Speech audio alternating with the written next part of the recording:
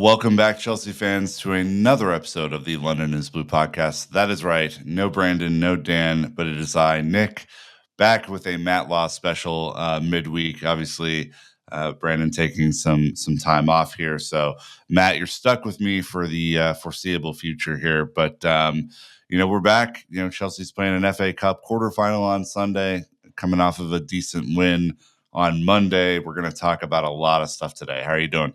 Yeah, good. I think it was last time it was just the two of us. It was around Valentine's Day, so let's keep the love going. And how it warmed everybody's hearts, indeed. So look, we're going to be covering a lot about the ownership today. We're going to be touching on summer and what that might look like, and of course a little bit of actual football as well. But before we get going, you guys know the drill. Our call to action. We appreciate everyone's support, especially their free support for the show. Can be done on Apple Podcasts and Spotify, of course, with 5-star reviews.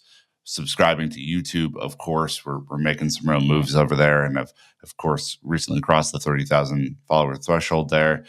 And of course, sign up for the London is Blue Dispatch. Sam is doing a great job of getting those out normally Wednesdays every single week. So we want to make sure that you're in on the action there. This week should be an absolute banger.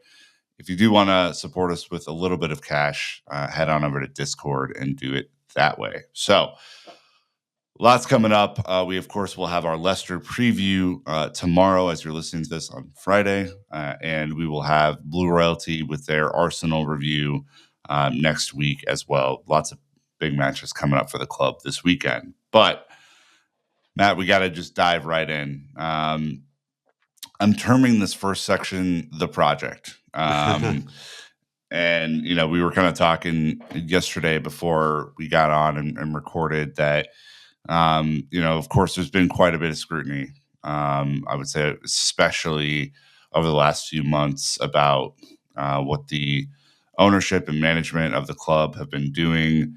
The form has kind of continued on the men's side, at least, to yo-yo all season. Players have been in and out of the injury tent, seemingly. Yep. That's unstoppable at this point. And all the while, there's been very little communication about what is happening, where this thing is going. And recently, it seems there's come to light a little bit of insight about the ownership structure, and the cross briefing and stuff like that. Can you tell us a little bit about how the structure works exactly? Because I think that's been a little cloudy. Yeah, I think up till now it's been cloudy. I managed to get some real clarity on this last week, which I was seeking after the sort of accounts came out. Clear Lake Capital have 61.5% of the club. Now, that is a fund managed by Bedad Eghbali and Jose Feliciano. Now, it'd be wrong to say that Bedad Eghbali and Jose Feliciano have 61.5% of the club. They manage the fund. Now, they have personal stakes within that fund. I'm told those are very, very small personal stakes, much smaller than the personal stakes the other shareholders we're going to come on to have personally. But they, through managing that fund, obviously have a lot of power because it's 61.5%. So the rest of it, which I think is 38.5%, is then shared equally between Todd Bowley, obviously, who has the co-controlling and chairman titles, Mark Walter and Hans-Jörg Wyss. That puts them each at about just under 13%. Now, the difference with their stakes is that theirs are all personal money, personal investment. So they fully own their investment, which is just under 13%, whereas Bedad Eghbali and Jose Feliciano's personal investment is probably down below 10%, but they manage a fund. Now, on top of that, the way it was decided when they bought the club was that the reason that Bedad and Todd are called co-controlling owners of all those people is that any major decision, or any decision really, has to have a co-signature of Bedad Eghbali and Todd Bowley. They cannot pass any decision with just one signature. They cannot pass any decision with one signature of one and then somebody else's signature. It has to be the two of them. That is how the power is shared. And it's quite interesting as well, because having spoken to a lot of people about this last week, there is a feeling that there's a difference as well. Because of the nature of the shareholdings, there's a difference. So the Clearlake Capital Fund is a private equity fund. Therefore, there is quite a significant theory based on facts of previous private equity funds in football that they will want to see some sort of return within 10 years would be the normal sort of timeline. So they are under some sort of time pressure to make some sort of return. It's different with the other three guys. It's just their own money. So, they could have put all that money in fully expecting never to see any of it again. They could see it as a 10-year investment. They could see it as a 20-year investment. They could see it as a 30-year investment. I spoke to someone who knows Todd very well, both on a business side and a friendship side, who said that Todd often talks about his investment in terms of being 20 years, what the next 20 years are going to look like, which kind of tells you where his are. I don't think Clearlake could look at it quite that long term. So there is a difference probably in the short term and long term between those two parties, which is interesting. And it all became very relevant last week because we found out, those shareholdings are in a company called Holdco, 22 Holdco, who are basically now the parent company of Chelsea and also the parent company of Blueco, who I'm going to come on to. And this all became relevant last week because we got the first set of Blueco accounts, which showed that Blueco as a corporation had made a loss over 600 million, which sounds astounding and is astounding, but is very different from a football club making that loss, and is not as significant as the losses of a football club. But they also revealed, even though the Chelsea Holdings accounts actually aren't published yet, that the Chelsea Holdings loss was 90.1 million pre-tax for the last accounting year. So all just became very relevant around the ownership. And then within those discussions and finding out about that, I also found out this agreement that I've never heard before in football, I've got to be honest, that there's actually a written agreement as part of the takeover and as part of the co-controlling aspect that the chairmanship has the option to be passed every 5 years.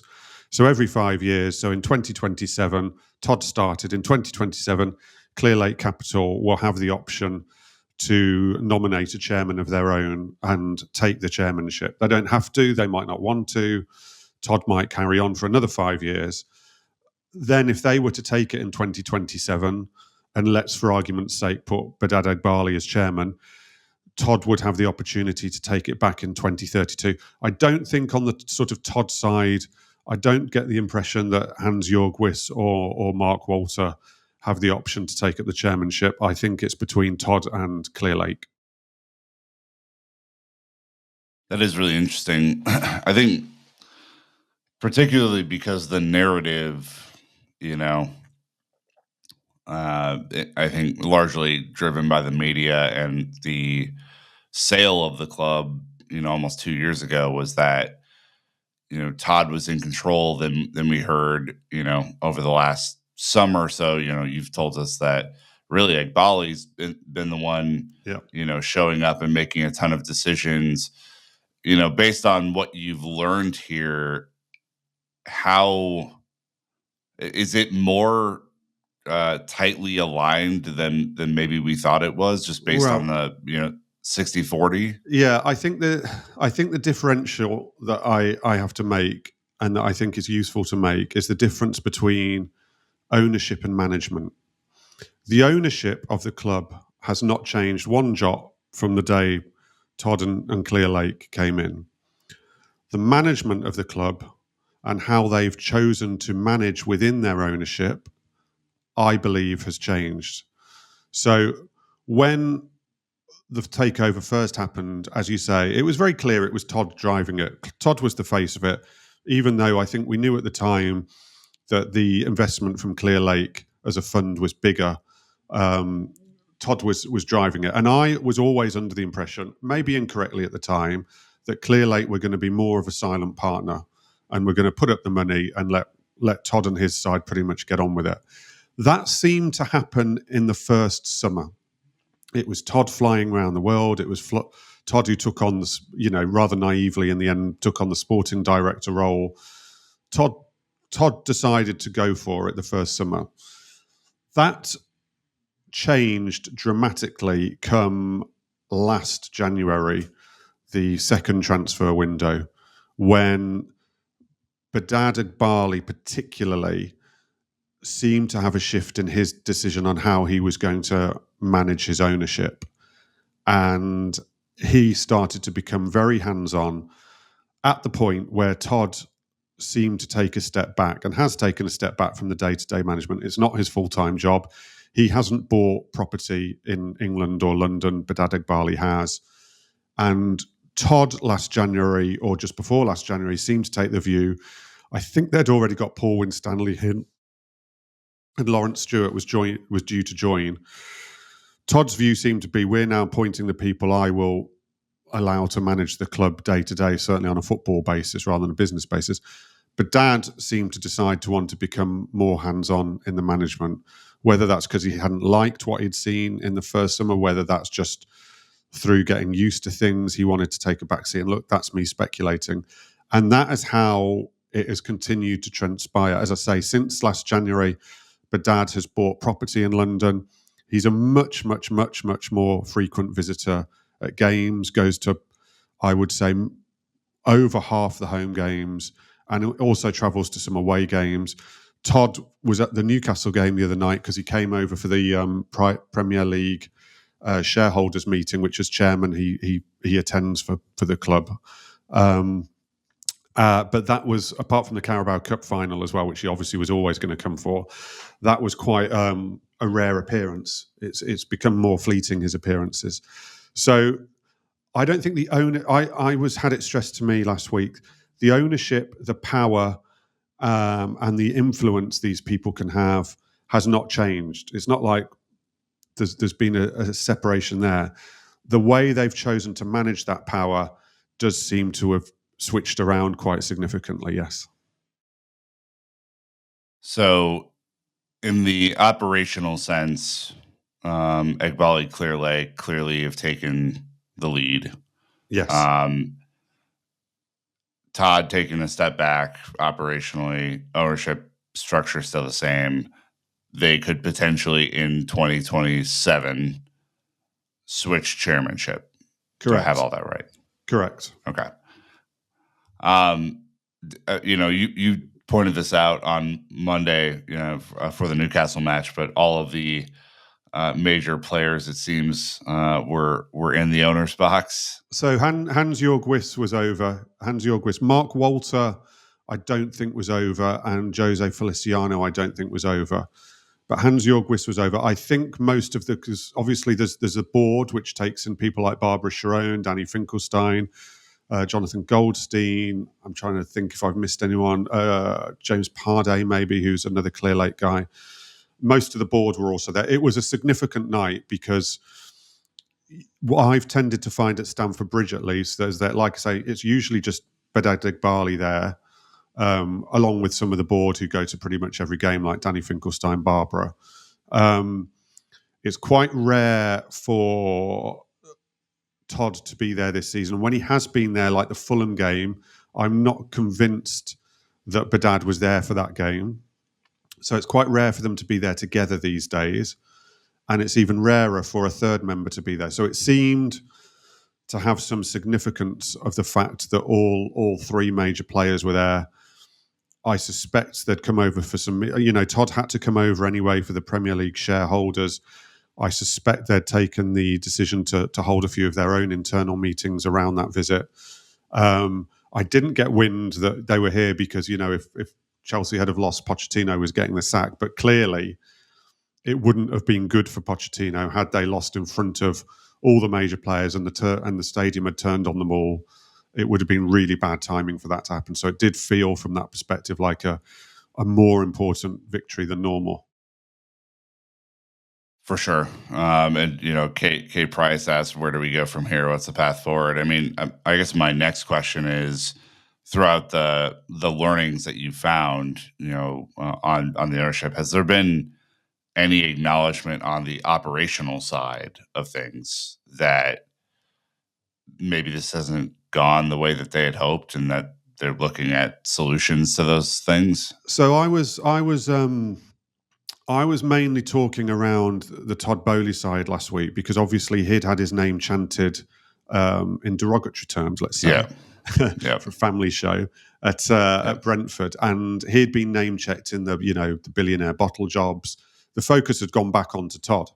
So part of my questioning around the shareholding and Todd was also, is there a danger he could say he's had enough of this? Is there a danger he could say, do you know what, guys, this isn't what I signed up for?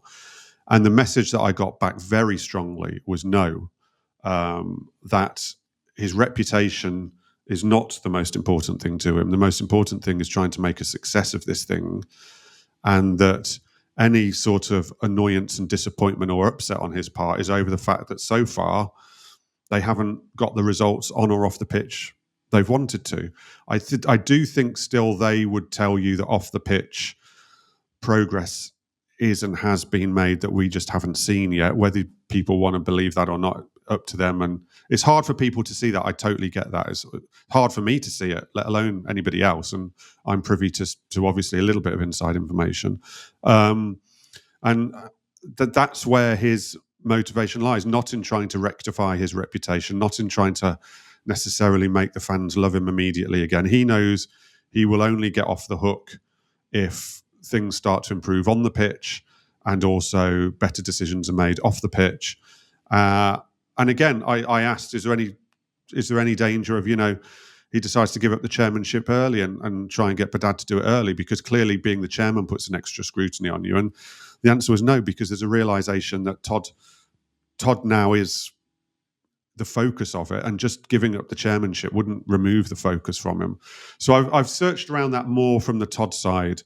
I think on the other side, they're a bit more. I think they're a little bit more determined to sell it that there's been more success than potentially has been painted in the media and among fans, which I would heavily dispute. But I think they're more bullish about things and don't think the failures have been quite so bad as maybe painted. I think the Clear Lake side, like I say, are more bullish on things. And that's perhaps because, as I say, they need to show in a quicker amount of time that things aren't as bad as they maybe seem. I see there's been a couple of briefings this week since the Newcastle game around the fact that there's been some good value signings. I've seen people tweeting about Malagusta. I've seen people tweeting a few names about good value. I don't like that kind of thing just because it seems too reactionary. It seems to, like I say, it's talking to a narrative that's not there, as though there's been an unfair narrative around the club. There hasn't been an unfair narrative around the club. The facts are what they've been, quite frankly. So, but yes, clearly they are desperate for things to improve. I think the Clear Lake side as well would argue that they've made a lot of appointments recently that they believe should improve things off the pitch, certainly with the chief financial officers and things like that. Obviously, there's a chief executive there who I think we're going to come on to. They appointed him too. They think the structure off the pitch now is a lot better. I think the Todd Bowley side actually think that the structure off the pitch is a lot better. But clearly that's all going to take a little bit of time to show anything tangible to the fans. Is it odd that there have been multiple times this year seemingly counter briefs from each party, like the Bowley side, the Clear Lake side, that are maybe not always in lockstep in terms of the way that they're being communicated? It can be messy. It can be messy. I think if you look back to, I think a good pointer is if you look back to the Liverpool days of Hicks and Gillette. I mean, Hicks and Gillette fell out badly, and I'm not going to say that's going to happen with Clear Lake and the sort of Todd Bowley side. And they do actually strongly deny when you go to them of rumours of a cooling in relationship. You get very, very stern and strong denials on that. So I should say that. But the messaging can get messy because while they want the same thing, I think you're right, the way of presenting it or the way of conveying messages isn't always entirely aligned. Yeah, I think just from a fan's perspective, right, that is something that has been confusing, especially over the last, I would say, 6 to 9 months. It seemed like there's, maybe the path has diverged a little bit more than what we saw at the very beginning, and I think that is something that we can touch on in maybe a future episode that we'll do together, which is like, what is the project supposed to be? Where is the communication, directly to the supporters? Because I think, if you're just the everyday person who jumps on Twitter, jumps on a podcast, jumps on, Yeah, reads the Telegraph, does something that isn't like, you're not fully baked into this thing, and you see, oh, Todd Bowley says something, or Bowley's representative say something, and Egbali's representative say something a little bit different. You're like, where's yeah, the truth in that, yeah. Like I say, I think the end goal is very similar if you look at where they're trying to get. But like you said, the messaging along the way, I think, is messy and it's not always completely connected up. To add insult to injury, I think Michael Edwards being named CEO of football at Liverpool. We talked when you were over here a couple summers ago about him being a huge target for the new Yeah. ownership. Obviously, he decided to do his own consulting thing for a year and is now back at Liverpool. Um, Thoughts on that move, and then kind of combined with the fact that Chris Jurasic has made some comments recently in a staff meeting that kind of blew up on him, and made the fans really worried about who was running the club from a operational perspective. Where he said he's, quote, not really a football fan, and that he refers to the game as a product and our fans as customers, which people get mad at. I mean, obviously these are two different roles, one CEO of Yeah. football, one CEO. I'm not trying to make a direct comparison. They do different things and operationally are very, very different. But maybe I think you're seeing Chelsea fans go, that was a guy that we heard was awesome, and he's going to Liverpool, and this guy doesn't even like football. Yeah, I mean, we'll do Edwards quickly. Chelsea did want him. I think they interviewed him once, if not twice. They offered him a very, very similar role because he made it clear he didn't want to be a director of football or a sporting director anymore. He wanted a more powerful role. They never really got very far with it. It never seemed on. He's put out a lot of mixed messaging himself, flirting with people and then sort of backing away from them. Manchester United, I think, also went for him. I've got to be honest, because of his links to Liverpool and because of what he's done at Liverpool, it feels like the only realistic destination for him to come back into club football was only ever going to be Liverpool. He wasn't going to take a chance on his reputation elsewhere. So that's that, really.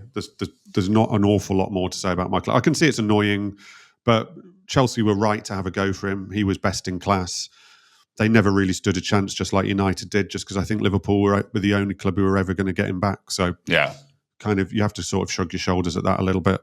The other one's more interesting. So Chris Jurasic, as you say, chief executive, Clear Lake Capital director as well, still listed on his LinkedIn as being a Clear Lake Capital director, took over from Tom Glick. They've got slightly different titles, but basically took over from Tom Glick. He's meant to More be on the guy, the business yeah, side, more on right? the business, more of a traditional CEO, running the operational business side of the football club. He doesn't need to be a football fan. Let's make that clear. To do his job, he does not need to be a football man.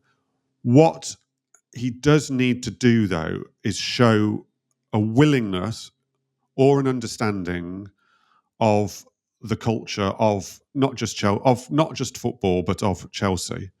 He should be doing his best to learn that on the job. He should have been doing his best to learn it before the job. He doesn't have to be a Chelsea fan. He doesn't have to have worn a Chelsea shirt the whole of his life. We don't need to see pictures of when he was a 10-year-old, someone bought him a Chelsea shirt. Be nice, but it's a little bit childish. And he doesn't need to lie about that either. But what he does need to do is show a willingness that he wants to understand the culture and that he wants to ingrain himself in the support. Nothing Chris Jurasek has done to date has demonstrated any of that at all. I am extremely worried about what I hear about this guy, because I don't hear anything that tells me that he cares about what the fans think, about what the fans want, or about the culture of Chelsea Football Club and football in England. That is my big worry. I have personally emailed Chris Jurasek to ask for an interview, to give him the opportunity to talk to the fans. I did this 6 months ago. I didn't even get a reply. I didn't even get a thanks but no thanks, or we've got your email. Literally zilch. People might say I don't deserve a reply, but I will tell you that is very unusual. You normally get some sort of thanks for your email, talk to our media people, or thanks for your email. I'm not in a position to do emails. Not good. And I know it was the right email address. I copied in certain other people within the club to make sure that I'd got the right address. I did get the right address. Not a good sign. For him to call the fans customers, he clearly said it in a flippant way and thought it was a bit of a joke from what I hear. Didn't really see any offence in it. But it is insulting. And it's insulting within the context of the decisions that have been made at the club, because it feeds into exactly what has been happening at the club. The bus subsidies taken away, customers. The dugout club, £5,000 for one ticket for the Manchester United game, customers. Everything points towards customers, not fans. You don't have to be. I've been with you guys. You guys know what fans are. You don't live in England. You don't live on the King's Road. You don't live on Fulham Road. You can't come to every single match. I'm not talking about you have to be a match-going fan to understand this. I've been with you guys. You know football culture inside out. You know Chelsea culture inside out. You know what it means to people. You know why it's important to people. You know why it goes past being customers.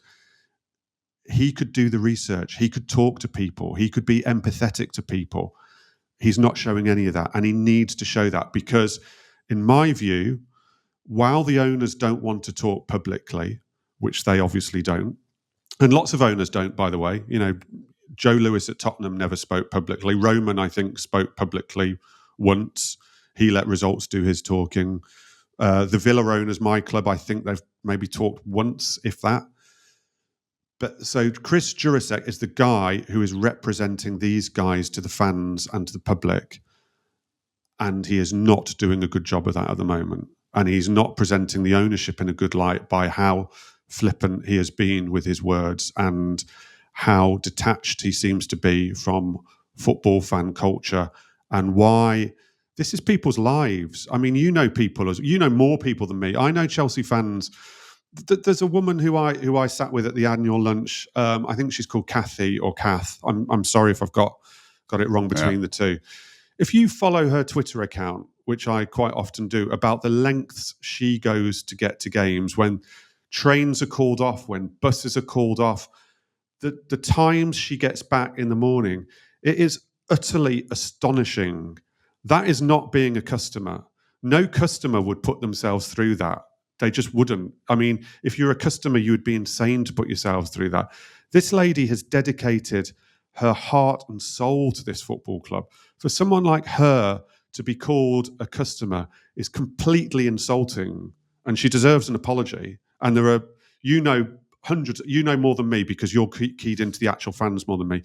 Hundreds or thousands of people like that. And like I say, they don't have to be people who are getting on buses at 1 a.m., who are going to every single game. It's important. It's really important, and it's really concerning. Yeah, I think words really matter. I think contextually, I was disappointed to see that those phrases being thrown around, because I think contextually, Chelsea fans have been through the ringer over the last 2+ years, right? Obviously, war in Ukraine starts, club gets sold 2 months after that, 3 months after that, up and down, up and down, up and down. There's been a ton of change, a ton of swirl, very little communication during that time about what is going on. Lots of operational changes, lots of personnel changes. I understand, as an American, what he is saying, because it's Yeah, very, I do as well. As an Englishman, I understand what he's saying. but it's not. Yeah, it's not the look that you'd hope for, right? Like it is certainly, I think, shows a lack of awareness for the seriousness which people take this. And also And remember, I that's think, difficult. yeah, and there's an arrogance there as well, because nothing's gone well so far. Let's not beat around the bush. Results haven't gone well on the pitch, off the pitch. There's that famous Bedad Eghbali quote about Chelsea weren't a particularly well-run club off the pitch or on the pitch. Well, sorry guys, so far you've finished 12th. You're now 10th, and you've started seasons without sponsors. You've lost a sponsorship as well in Oman Air, which I wrote about. From what people can see, fans aren't idiots. Things haven't been going great. If he'd have made those comments within the context of lots of good things happening and the fans being treated well within that, I think people would have taken it for what he probably felt it was, and a slightly flippant, jokey remark. But in the context of what's been happening, the disastrous results, the problems upon problems with sponsorships, like I say, the decisions that's been made around pricing and supporters, and how closely that talks to the fact that they're being seen as customers, they're utterly disastrous comments. And I also find it weird, there's been no attempt since those comments have come to light. There's been zero attempt to sort of contextualize them or explain them or clarify. It's just dead silence. Again, it would indicate an arrogance, and a bit like when I emailed the guy to ask him would he be prepared to come on the record and talk to the fans about what he wants to do way before any of these controversies. I just didn't get a reply at all. It speaks of I don't need you. I don't need any of you. We'll just do what we do, or I'll do what I do, and I don't need any of you. And that, to me, is really worrying.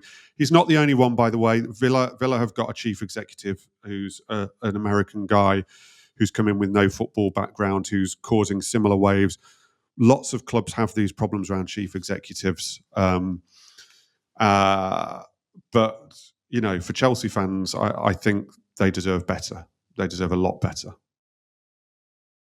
Let's break the first section right there. We will come back and talk about implications for summer and a little bit of some updates before the Leicester match. Thanks to the sponsors, and we'll be right back. All right, Matt, we're just going to continue down the track here. Obviously, you wrote about Todd Bowley's recent trip to Saudi Arabia and the implications that could be happening there, especially with Sports Minister and SPL Director of Football Michael Emanalo, a familiar name to those who have listened to your episodes over the last few years. Can you just talk about what this looks like? Obviously Chelsea did some business with the Saudi League over the summer. Obviously, most of those clubs are kind of controlled by the large, I think, PIF entity that exists. That's right. And so it just seems a little murky from where I stand. What is the? Yeah, look, I know. Yeah, I hear what you're saying, because this time last year I thought it looked very murky, and as time has gone on, I've started to think it looks less murky. I've got to be honest, as I've started to understand it more, and the situation in Saudi has changed, which I'm going to try and explain. So last year, Todd was particularly responsible for the sales and attempted sales to Saudi, because he has some very strong business links out there. And he knows from business the owners of Al Hilal extremely well. So last summer, he was able to go directly to Al Hilal to do deals. Obviously, Mendy and Koulibaly went there. They tried to sell Lukaku to Al Hilal as well. Lukaku wouldn't go, but they basically tried to do a three-man package deal there. And to be fair to him, whatever you thought of whether it was murky or not, they needed to do those deals to give them space in the transfer market, and they needed to do them before July for PSR reasons. And Todd hasn't got everything right, but he got that one right, because he got some quick deals over the line to Saudi and brought them some decent money in. Now, you can't quite do that anymore, because the structure in Saudi has changed. Now, since Michael Emenalo has taken over as director of football for the entire Saudi Pro League, it's more difficult to go direct to clubs because basically the clubs are kind of run by the league, as it were, and the league gets to take decisions on not really exactly where to place players, but whether they think foreign transfers, whether they think they're good for the league. So if you want to do a big foreign transfer from a Premier League club, if you're a Saudi club, you basically need the okay from the Saudi Pro League. And that's pretty much Michael Emenalo. And you also pretty much need the okay from the state itself, and that is the sports minister, whose name I can't begin to pronounce. It's a very, very long name. So you can't do them direct. So Todd, I'm told, in the last couple of weeks has been over there, scheduled a meeting with the sports minister, who I assume through business he already knows. But in his role as director of football, Michael Emenalo had to be in the meeting as well. Now, I would have loved to have been in a fly on the wall in that meeting, because while I guess everyone remained extremely professional, there's got to have been a little bit of awkwardness given how much the current regime has trashed the old regime in their words and actions. And obviously Michael Emenalo was a very prominent member of the old regime, working closely with Roman Abramovich and Marina Granovskaya. So I would love to have been a fly on the wall just to see how the demeanours were of the two men and whether there was any awkwardness. But I'm sure it's very professional. So that is the first stage these days. You've got to basically make sure that you have an agreement with those guys before you can start doing deals with the club. So it's almost like stage one. And neither side would confirm exactly what the meeting was about because it's a private meeting. I tried to check on the Saudi side. I've obviously tried to check on the Chelsea side. Nobody would comment on what it was on, but I have not been had it denied to me that the crux of the matter was setting up potential player sales. On top of that, of course, that meeting happened in Riyadh, and the sports minister, certainly less so Michael Emenalo, might also have some sort of say on Chelsea's talks around Riyadh Air, potentially becoming a front of shirt sponsorship. So I can see that Todd Boehly was possibly trying to kill two birds with one stone with his trip over to Saudi on Chelsea business. I'm sure he was there on other business as well, because if you look at his portfolio of business, a lot of it is connected to Saudi Arabia. You also reported that Chelsea dropped Oman Air as a sponsor, apparently worth £2 million a year. Do you think that is tied into potential new sponsorship with Riyadh Air? It's definitely not. Since writing the article, I was told at the time nobody wanted to talk to me about that article. It's funny how once articles come out, people are willing to talk, but before you're trying to get them out, they don't want to talk. Nobody wanted to talk to me on it. All I could find out before writing the article was that it was a problem on the Oman Air side. There'd been some sort of difficulty which had forced Chelsea into a termination. Since writing it, like I say, people start suddenly talking and they want to get all their positions in order. And since writing it, it's become clear that Oman Air, the chief executive who was pictured in the pictures with Maurizio Pochettino on the announcement of that deal, no longer works for them. They seem to have had a big restructuring, a big downsizing. And it seems that they could no longer fulfill the obligations of the contract, or didn't want to fulfill the obligations of the contract. Therefore, Chelsea were forced to terminate it. It's nothing to do with potential Riyadh Air. Again, it's not great because it was billed as a multi-year contract, and you'd think and I would imagine Chris Jurasek, come back to that name, was quoted on the release. I'm going to put this on Chris Jurasek because he announced it. Chris Jurasek, you'd have thought, would have be doing the due diligence to check that this company can fulfill a multi-year partnership, and within 8 months it can't fulfill it. So not brilliant. Albeit not a disaster, because $2 million a year in Premier League sponsors is pretty small fry. Yeah. Brandon Wilson with an interesting question for you, because I think you mentioned Emenalo in your article. Yep. Is Chelsea trying to bring him back? What's happening? No chance. That ship has long sailed. I think back when they were trying to look for sporting directors, I do think there were some informal conversations that never really got off the ground. Next thing that you mentioned is player sales, and of course, it's all tied to Saudi and then the broader open market as well. We had a couple of questions from our audience here. Was Z Rivard 27? How many outgoings do we expect this summer? Any that will surprise the fan base? And then, of course, the questions from Krasley Garish at any academy players kind of marked for FFP, that sort of thing. What can you disclose so far? So Lewis Hall, we know, will come into this accounting period before June 30th. That's a bit under £30 million, I think. I think Newcastle only have to finish above 15th or something like that. It's pretty much guaranteed. So we know that one. Ian Matson, who Jacob Steinberg's done a good interview with today, actually, or mentioned one of my sort of rivals, as it were, but I get on very well with Jacob. In it, Ian Matson kind of says he expects to leave, but he's been doing very well at Borussia Dortmund. I think there's a £35 million clause in his contract. I think Chelsea would hope that, given how he's performing, they'll get close to that. So that's already the best part of over 60 million, I would say, pretty much guaranteed to come in. Don't know that Matson will join Dortmund, but I'm pretty sure Matson will find a move at 30 to 35 million. And then you've got the others. Broja's an interesting one because I think they were hoping that he would prove himself to be a £40 million striker at Fulham, and he's not playing. So his value at the moment is unfortunately decreasing towards the summer, but I would expect there's a fair chance he will leave. They will look at that for sure. Gallagher's Gallagher would need a whole other episode, and we've spoken about Gallagher so many times. We know where Gallagher stands. Lukaku has a 37 million release in his contract that was amended before the Roma. Now, I think Lukaku and Saudi is definitely worth watching because unless Roma qualifies for Champions League or there's some big investment into Roma, I think Roma will really struggle with the fee on top of the wages.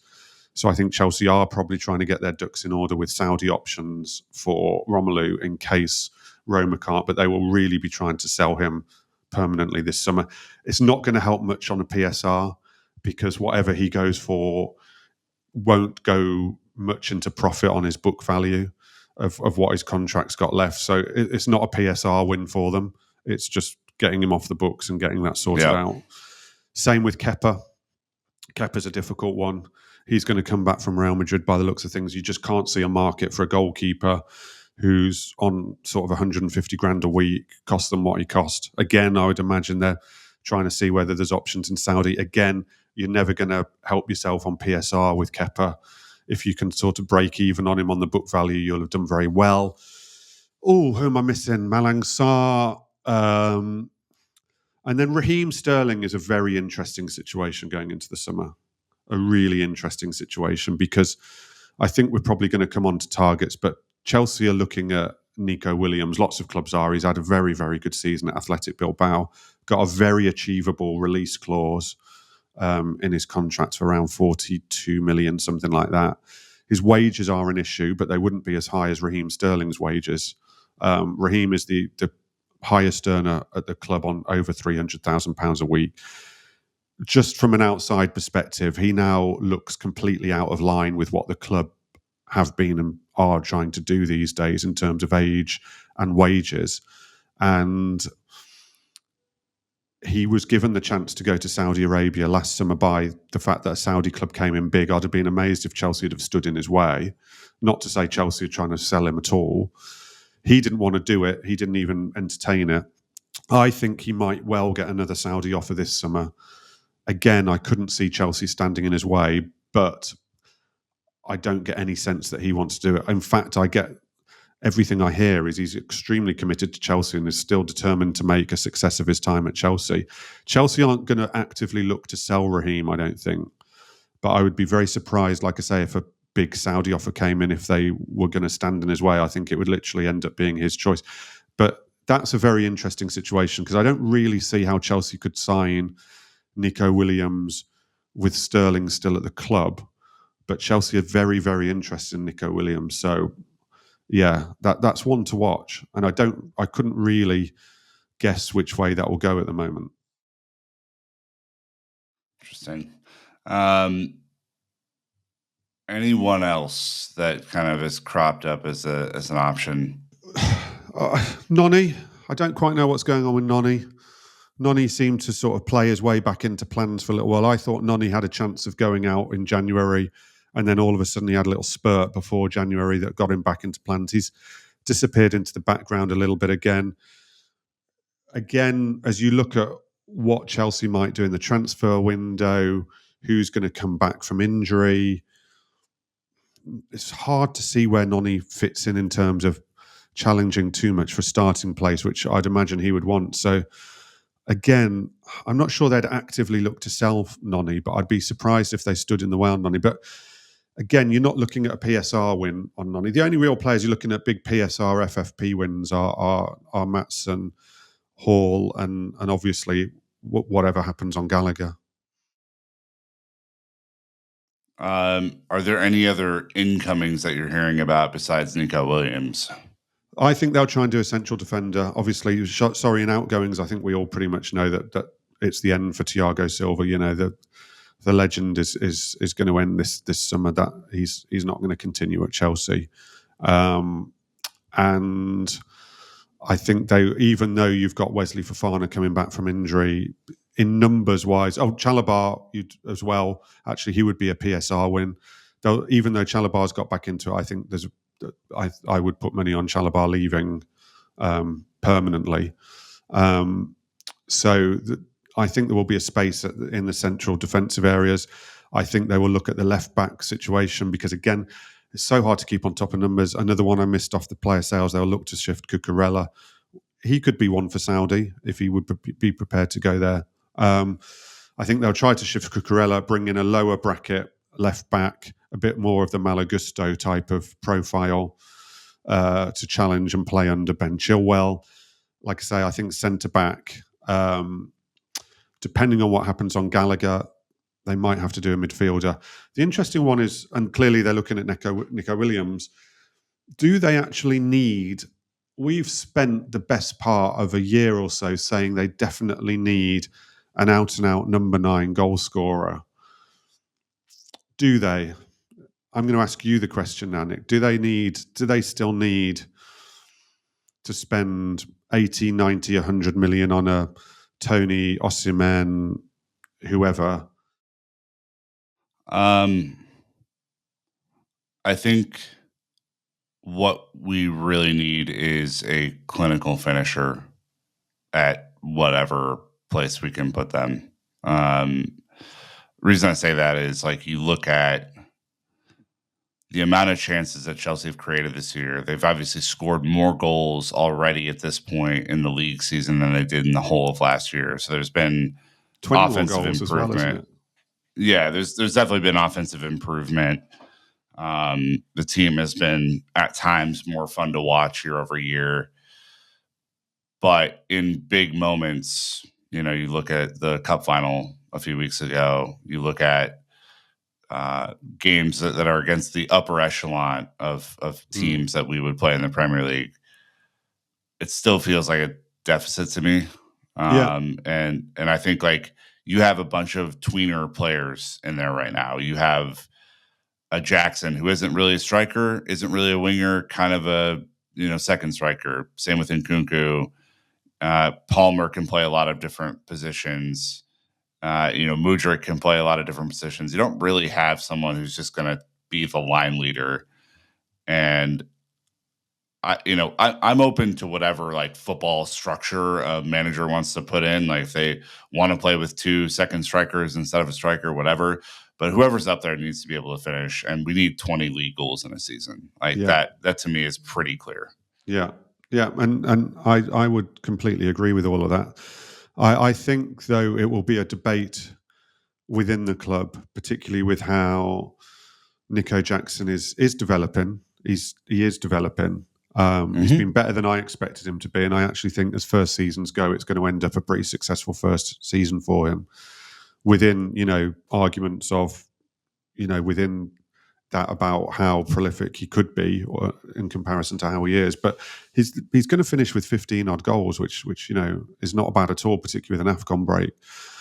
And they won't want to kill him by whatever they do in the transfer market. So there's and obviously there's the Nkunku thing where you can't block him off, but he has so many injury problems. It's going to be a big debate in the summer and I think it's going to come down to whether they go big on a number 9 or whether they try to find a way of becoming a team that can have 3 front players who will definitely all score 15 goals, let's say, and try and do it that way. Now, Palmer looks like a player off the right who can score 15 goals. Jackson does look like a player who's going to score 15 goals. You haven't got the third player who's going to score 15 goals at the moment because Raheem just isn't doing that, and Mudryk is too hit and miss. So it's an interesting one. I'm not convinced that they will see the number 9 goal scorer as the be-all and end-all that we might do outside when they look at the whole squad.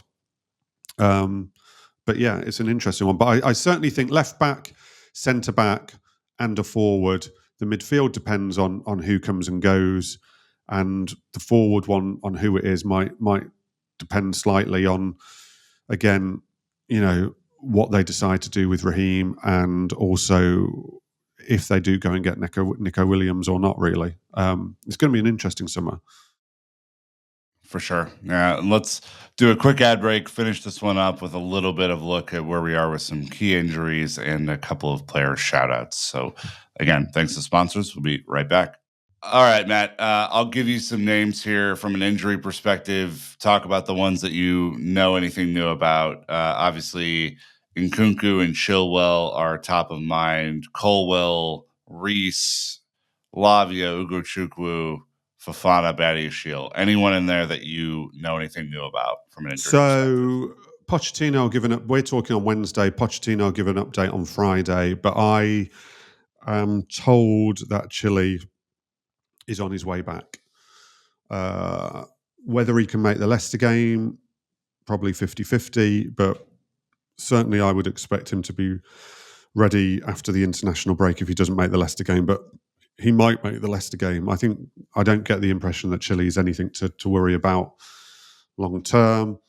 I don't think Colwell is a long termer. Again, I'd need to hear Pochettino on Friday to know whether we've got a chance of Leicester. Probably not. It would be my sort of surmisation now. But again, I don't think Colwell is going to be out for a long time. And Nkunku, everyone's really quiet on it. It's quite hard to get information on Nkunku. We'll try and get an update from Pochettino on Friday on Nkunku. If you look at the timeline that was given, you're probably looking at after the international break, but fairly soon after the international break. I remember looking at whether I thought he'd be available for the Villa game and thinking he should be available for the Villa game. So that's not too long after the international break. Who else? Sorry, I've lost track already of the injuries. I feel like I'm missing one of the ones you listed there. I've done Colwell, I've done Chilwell, Reese. I've done Nkunku. Reese, I think Reese, as long as there's no setbacks, I think we're getting towards. I think as long as there's no setbacks on Reese, I can see him playing again in April. April, okay. Yeah, because if you take the international break, the first game back is March the 30th, I think. I think he would be aiming to play in April, from what I hear. But it's heavily reliant on not even a little set, because a little setback they'll be super careful on if he has even a tiny setback. But yeah, at the moment on his tracking, I would have him tracking to hopefully play a game in April. All right. Obviously, we'll be back in the next couple of weeks. So if there are any other injury updates, we can cover those then. Let's just quickly focus on Cole Palmer. 13 goals, 11 assists in all comps for Chelsea this year.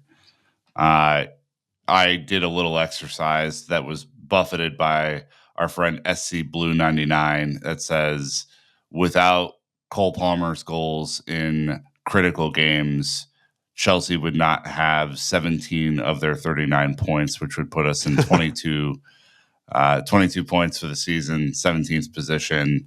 Obviously, those goals and assists come against Newcastle, Brentford, Palace, Fulham, Luton, Sheffield, Man City, and Arsenal. He's been a revelation this year. I mean, Really it just seems like he has continued consistently to produce and to perform. What do you make of this guy? And like, is this who Chelsea build their future around Well, in the future seasons? yes, quite frankly, yes is the answer. Look, he's in my mind, he's nailed on for Club Player of the Year. In my mind, he would be nailed on for League Young Player of the Year because he qualifies as Young Player of the Year for the league. I don't think there's been a better 21-year-old or sub-21-year-old in the league this season. I'm really hoping I'm not forgetting someone really obvious there. But I've got Palmer down as Chelsea's Player of the Year and the League Young Player of the Year. I would say that he's now worth double what Chelsea paid for him, and that on his current trajectory, it won't be long before he's a £100 million player. People may think that's stupid, but it's not when you look at how players are valued. That would be accurate. I'm pretty sure he will be in the England squad that's announced tomorrow, and there's increasingly a chance that he could go to the Euros from being absolutely nowhere near it, at the start of the season when he joined Chelsea. So his trajectory has been incredible. His importance to Chelsea has been incredible. I mean, if he were to get injured,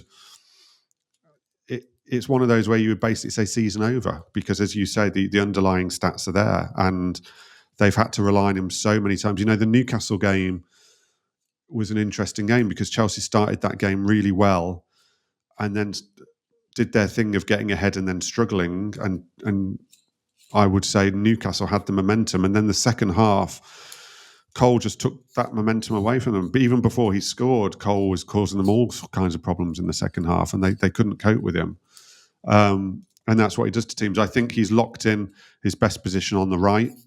I don't love him in the 10. I think it takes something away from him. I think I really want to see him on the right all the time because I think it's become clear that that's where he enjoys it most.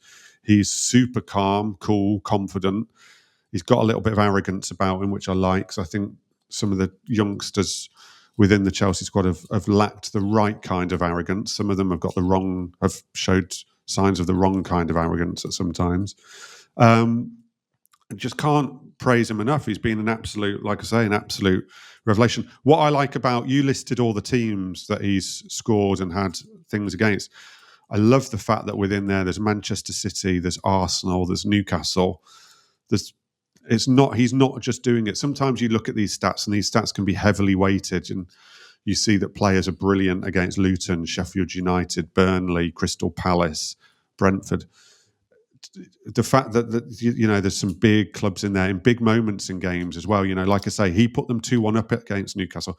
He's not just scoring the third of 4 goals, the fourth of 4 goals. He's not just scoring against he's not a flat track bully at all. He's influencing games at the big moments, in the big games, when the pressure's on, which again points to something really, really special. He, very early in his career, grabbed the ball off Raheem Sterling to take the penalty responsibility, and he's been excellent from the penalty spot. I love that. I don't know what more I can say. I mean, he's just been phenomenal, and he is the big success story. It's weird to think that City, given how successful they are and the success they can still achieve this season, might be kicking themselves. But selling him for 40 million is a mistake. If it wasn't City who are achieving what they're achieving, we'd be hammering a club out. If Chelsea had sold a player for 40 million and they were doing the kinds of things, we'd be hammering them for it. It's a massive mistake. He's already worth twice it. Like I say, he's tracking to become a £100 million player, and he is the big, big win for the sporting directors and the ownership at the moment. And actually, Pochettino, I know he's been under fire, and I know you might think I'm a defender of his or whatever, but let's give Pochettino some credit here. Cole Palmer doesn't just do this on his own. The manager's managed him well, and the manager has found a good position in the team for him, and he clearly likes playing for the manager. So Pochettino, as well as the sporting directors, deserve credit on Cole Palmer's season. Last one is just simply Mykhailo Mudryk, obviously getting a goal. I think having some pretty good impact on Monday's match. Poch basically was like, if he wants to play more, ask him what he needs to do to get into the team, which was not the warm, loving response that I thought I was going to get after the game. What does Mudryk have to do to get into the team more consistently, Matt. Poch was in a bit of a weird mood after the game. He'd done a lot of interviews, and I think he was tired by it all because he was kind of refusing to be positive about anything after the game. So maybe that was where the confusion came with. I think it's the work off the ball that means it's difficult for him to start games. It's the playing in tandem with the left back. It's the working off the ball, the positional, the tactical stuff to play full 90 minutes. Impact substitute in games where the tactical discipline has gone out the window slightly. Great. But his goal was brilliant against Newcastle. I'm not actually sure his performance was brilliant. I thought he was part of the contributing factor of another chaotic ending that had us all sitting on the, flying by the seat of our pants, hearts in mouths. Are they going to mess this up? Because I thought he was part of that. He scored a brilliant, brilliant goal, though. And he has looked more dangerous going forwards. But I think it's the tactical and it's the tactical discipline that's costing him a starting place at the moment. And like I say, it's always a little bit chaotic with him. But you can see the talent. I mean, for a while, let's face it, for a long time, it was hard to see the talent. And now I don't think anyone would dispute you can see the talent. So there are green shoots of recovery there for sure. But he just needs to. It feels just like he just needs to learn and understand the game a little bit better to start games. Well, let's end it there. We're going to come back next week with a international break mailbag, which will be fun, and then I think that'll be the last one before the end of the season, which hopefully we finish strong. That would be really nice. Matt, obviously, thank you for joining us. Thanks for sharing some insight on club ownership structure and what could happen during the summer. We'll be back. Don't worry about it. You have a match preview coming up Friday, and of course, a full slate next week. So until the next time, Chelsea fans, you know what to do. Keep the blue flag flying high.